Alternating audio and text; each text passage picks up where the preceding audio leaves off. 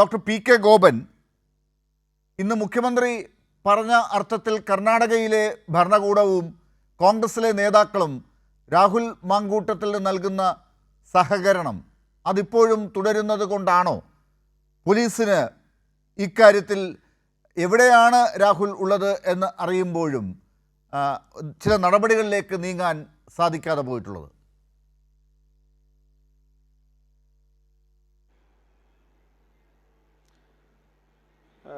Doctor Lal, ഇത് കഴിഞ്ഞ ദിവസം തന്നെ നമ്മൾ പറഞ്ഞതാണ്. ഇദ്ദേഹം തമിഴ്നാട്ടിലേക്കല്ല രക്ഷപ്പെട്ടത്. ഇദ്ദേഹത്തിന് വേണമെങ്കിൽ എളുപ്പം പോകാൻ പറ്റുന്ന മറ്റൊരു സ്റ്റേറ്റ് തമിഴ്നാടായിരുന്നു. പക്ഷെ പോയത് തമിഴ്നാട്ടിലേക്കല്ല. കർണാടകത്തിലെ രാഷ്ട്രീയ സുരക്ഷിതത്വം ആണ് അദ്ദേഹത്തിന് ഗുണമായി മാറുന്നത് എന്നതുകൊണ്ടാണ് കർണാടകം കോൺഗ്രസ് ഭരിക്കുകയാണ്. മാത്രമല്ല പലതരത്തിലുള്ള മാഫിയ സെറ്റിൻ്റെയും കൂടെ ഒരു കേന്ദ്രമാണ് കർണാടകം. അപ്പോൾ ആ കർണാടകത്തിൽ കോൺഗ്രസിൻ്റെ പ്രവർത്തകരുടെ കരവലയങ്ങൾക്കുള്ളിലാണ്. ചില വനിതാ അഭിഭാഷകരുണ്ട്, അതുപോലെ യൂത്ത് കോൺഗ്രസിൻ്റെ പ്രവർത്തകരുണ്ട്. സ്വാഭാവികമായിട്ടും കർണാടകത്തിലെ കോൺഗ്രസ് നേതൃത്വം അദ്ദേഹത്തെ ഒളിപ്പിക്കാൻ നന്നായിട്ട് പരിശ്രമിക്കും. കാരണം ഈ ഒളിപ്പിക്കുക എന്ന് പറഞ്ഞാൽ കോടതിയിൽ അദ്ദേഹത്തിന് ജാമ്യം ലഭിക്കുന്നില്ല എന്ന് കണ്ടപ്പോൾ സെക്കൻഡുകൾക്കുള്ളിൽ പുറത്താക്കുക. AICCയുടെ അനുവാദം വാങ്ങിച്ചുകൊണ്ടാണ് പുറത്താക്കുന്നതെന്ന് എന്ന് പറഞ്ഞാൽ 10 സെക്കൻഡോ 15 സെക്കൻഡോ കൊണ്ട് AICC അനുവാദം കൊടുക്കുമോ? എന്താ സംഭവിച്ചത്? അത് ഉദ്ദേശിച്ചത് കോടതി ഇദ്ദേഹത്തിന് ജാമ്യം അനുവദിക്കുമെങ്കിൽ കോൺഗ്രസിനകത്ത് തുടരുക, കോടതി ജാമ്യം നിഷേധിക്കുകയാണെങ്കിൽ കോൺഗ്രസിൽ നിന്ന് പുറത്താക്കുക. ഈ തന്ത്രമാണ് അവരുദ്ദേശിക്കുന്നത്. ഇന്നിപ്പോൾ കേരളത്തിൽ പല സ്ഥലത്തും പടക്കം പൊട്ടിച്ചു. രാഹുലിനെ പോലീസ് അറസ്റ്റ് ചെയ്യാൻ പാടില്ല എന്ന ആദ്യത്തെ കോടതി വിധി വന്നപ്പോൾ പല സ്ഥലങ്ങളിലും പടക്കം പൊട്ടിച്ചു, കാത്തിരുന്നവർ പടക്കം പൊട്ടിച്ചു. അതിനുശേഷം വീണ്ടും അടുത്ത കോടതി വന്നപ്പോൾ അതൊന്ന് താഴ്ത്തിയിട്ടുണ്ട്. അപ്പോൾ ഫലത്തിൽ ഞാൻ കഴിഞ്ഞ ദിവസം കൃത്യമായി പറഞ്ഞതുപോലെ നമ്മുടെ കോടതി ആണ് രാഹുലിനെ കോൺഗ്രസിൽ നിന്ന് പുറത്താക്കിയത്, അല്ലാതെ കോൺഗ്രസ് അല്ല. അപ്പോൾ ബഹുമാനപ്പെട്ട മുഖ്യമന്ത്രിയോട് ഇന്ന് ചോദ്യം ചെയ്യുന്നു, എന്തുകൊണ്ടാണ് അദ്ദേഹത്തെ പോലീസ് അറസ്റ്റ് ചെയ്യാത്തത്? അപ്പോൾ അതിനിവർ പറയുന്നൊരു കാരണം പോലീസിൻ്റെ അറസ്റ്റ് നീട്ടിക്കൊണ്ടു പോകുന്നതാണ് CPMന് നല്ലത് എന്നാണ് ഇവർ പറയുന്ന രാഷ്ട്രീയ വ്യാഖ്യാനം. അങ്ങനെയാണെങ്കിൽ കോൺഗ്രസ് ആ അവസരം CPMനങ്ങ് കളഞ്ഞു വിളിച്ചാൽ പോരെ? രാഹുലിനോട് പറഞ്ഞാൽ പോരെയോ? പെട്ടെന്ന് തന്നെ കീഴടങ്ങൂ, എന്നിട്ട് CPMൻ്റെ രാഷ്ട്രീയ ഗുണം ഇല്ലാതാക്കൂ എന്ന് പറഞ്ഞാൽ പോരെ? അപ്പോൾ രാഹുൽ കീഴടങ്ങില്ലേ?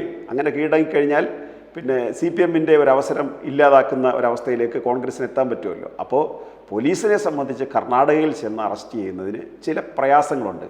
ഒരു ക്രിമിനൽ കേസിൽപ്പെട്ട പ്രതിയോ മറ്റേതെങ്കിലും ഒരു മോഷണ കേസിൽപ്പെട്ട പ്രതിയോ പോയി അയാൾ ഒറ്റയ്ക്കോ അല്ലെങ്കിൽ അയാളുടെ ചില സംഘാംഗങ്ങളോ മാത്രമായിട്ട് പിന്തുണയോടുകൂടി അവിടെ പോയി രാപ്പാർത്ത് കഴിഞ്ഞാൽ പോലീസിന് കുറച്ചുകൂടി എളുപ്പമാണ് അറസ്റ്റ് ചെയ്യാൻ. പക്ഷേ ഇതൊരു രാഷ്ട്രീയ സംരക്ഷണയിലാണ്, ഒരു MLA ആണ്.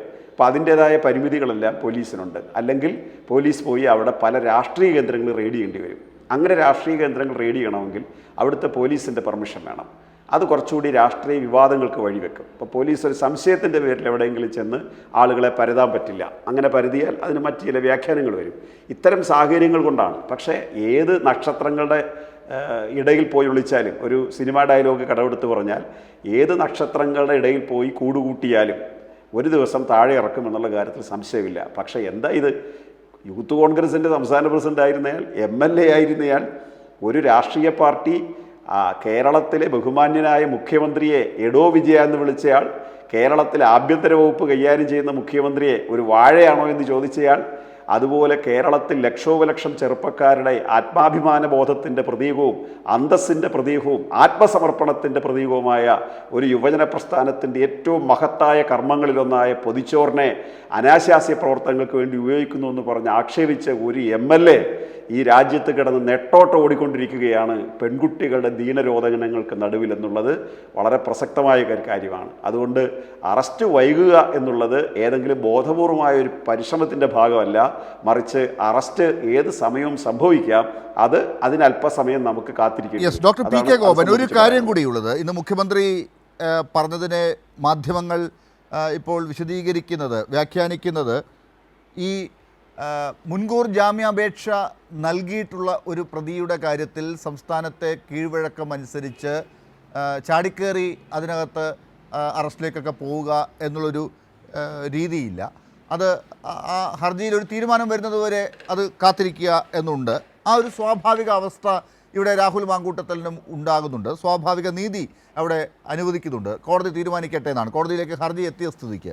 അപ്പോൾ ആ നിലയ്ക്ക് നിയമത്തിൻ്റെ മുമ്പിലേക്ക് ഈ പ്രതിയെ, അത്രമാത്രം നീചമായ പ്രവൃത്തി ചെയ്തു എന്ന പരാതിയുള്ള ഈ പ്രതിയെ നിയമത്തിൻ്റെ പിടിയിലേക്ക് കൊണ്ടുവന്ന് അതിൻ്റെ നടപടിക്രമങ്ങളൊക്കെ പൂർത്തിയാക്കി കോടതിയുടെ മുമ്പിൽ അവതരിപ്പിക്കുക എന്ന ഒരു കൃത്യത്തിലേക്കാണോ പോലീസ് ശ്രമിച്ചുകൊണ്ടിരിക്കുന്നത് ഇരുന്നത്?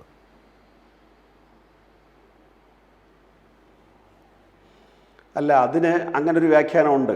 കാരണം പിന്നെ ഒരു MLA ആണ്, എന്തെല്ലാം ക്രൂരകൃത്യങ്ങളാണ് ചെയ്തിട്ടുള്ളതെങ്കിലും ആൻറ്റിസിപ്പേറ്ററി ബെയിലിന് മൂവ് ചെയ്ത് കഴിഞ്ഞാൽ സാധാരണഗതിയിൽ കേരളത്തിൽ, മറ്റ് ചില സ്റ്റേറ്റുകൾ അങ്ങനെയല്ല, കേരളത്തിൽ അതിന് നിയമത്തിൻ്റെ പ്രശ്നമൊന്നുമില്ല. അറസ്റ്റ് ചെയ്യുന്നതിന് നിയമ തടസ്സമില്ല എന്നുള്ളത് സാധാരണ നിയമം അറിയാവുന്ന എല്ലാവർക്കും അറിയാം. പക്ഷേ അതിനൊരു സമയം കൊടുക്കാറുണ്ട്. നിങ്ങൾക്ക് ആൻറ്റിസിപ്പേറ്ററി എടുക്കാൻ നിങ്ങൾക്ക് നിയമം അനുവദിക്കുന്നെങ്കിൽ നിങ്ങൾ എടുത്തോളൂ, അതിനു മുമ്പ് ഞങ്ങൾ അറസ്റ്റ് ചെയ്തു എന്നുള്ള ആക്ഷേപം ഉണ്ടാക്കണ്ട. അറസ്റ്റ് ചെയ്ത് കഴിഞ്ഞിട്ട് പിന്നെ ആൻറ്റിസിപ്പേറ്ററി ലഭിക്കുകയാണെങ്കിൽ പോലീസ് ധൃതി കാണിച്ചു, തിടുക്കം കാണിച്ചു എന്നൊരാക്ഷേപം വരും. ഇപ്പോൾ കേരളത്തിലെ പോലീസിനെ സംബന്ധിച്ച് ഉയർന്ന സാംസ്കാരിക ബോധമുള്ള പോലീസാണ്. ഒറ്റപ്പെട്ട സംഭവങ്ങളൊക്കെ സാധാരണഗതിയിൽ പോലീസിൻ്റെ ഭാഗത്തു നിന്നും പല ഉദ്യോഗസ്ഥരുടെ ഭാഗത്തു നിന്നും ഗവൺമെൻറ്റിൻ്റെ പൊതു നിയാമക തത്വത്തിനും പൊതു ധാർമ്മികതയ്ക്കും വിപരീതമായി പലതും ചെയ്യുന്ന പോലീസുകാരുണ്ട്, ഇല്ലയെന്ന് പറയാൻ പറ്റില്ല. പക്ഷേ കേരളത്തിലെ പൊതുവായിട്ടുള്ള ആഭ്യന്തര വകുപ്പെന്ന് പറഞ്ഞാൽ സ്റ്റാൻഡേർഡായിട്ടുള്ളൊരു ആഭ്യന്തര വകുപ്പാണ് ഇന്ത്യ രാജ്യത്തുള്ളതിൽ അപേക്ഷിച്ച്. വളരെ ഉന്നത നിലവാരം പുറത്തുന്ന ഉയർന്ന വിദ്യാഭ്യാസ യോഗ്യതയുള്ളവരാണ് കേരളത്തിലെ മഹാഭൂരിപക്ഷം പോലീസ് സേനയെന്ന് പറയുന്നത്. അത് പെൺകുട്ടികളായാലും പുരുഷന്മാരായാലും ട്രാൻസ്ജെൻഡേഴ്സായ പോലീസുകാരുണ്ടെങ്കിൽ അവരായാലും ശരി, ഉയർന്ന ധാർമ്മിക ബോധവും അല്ലെങ്കിൽ ഉയർന്ന സാംസ്കാരിക ബോധവും പലപ്പോഴും വെച്ച് പുലർത്തുന്നവരാണ്. അതുകൊണ്ട് നമ്മൾ തെരുവുകളിലൊക്കെ പലപ്പോഴും പോലീസിൻ്റെ സഹായം കാണാറുണ്ട്, ചില അനാഥർക്ക് പോലീസിൻ്റെ സഹായം കാണാറുണ്ട്, റോഡ് ക്രോസ് ചെയ്യുമ്പോൾ പോലീസ് ചേർത്ത് പിടിച്ചുകൊണ്ട് പോകുന്ന ആളുകളെ ചേർത്ത് പിടിച്ചുകൊണ്ട് പോകുന്ന കാണാറുണ്ട്. ഒരുപാട് സൽപ്രവർത്തികളുടെ കൂടി കേന്ദ്രമാണ് കേരളത്തിലെ പോലീസ്. അപ്പോൾ അവരെ സംബന്ധിച്ച് വെറുതെ ഒരാക്ഷേപം കേൾക്കാണ്ട എന്ന തോന്നലും അതിനകത്തുണ്ടാകാം. പക്ഷേ ആത്യന്തികമായി പരിശോധിച്ചാൽ അത് മാത്രമല്ല കാര്യം.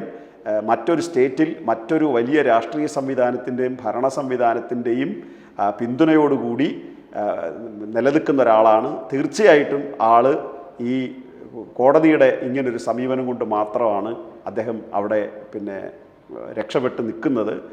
അല്ലെങ്കിൽ കുറച്ചുകൂടി ഭീകരമായ ഒരു അവസ്ഥയിലേക്ക് പോകുമായിരുന്നു.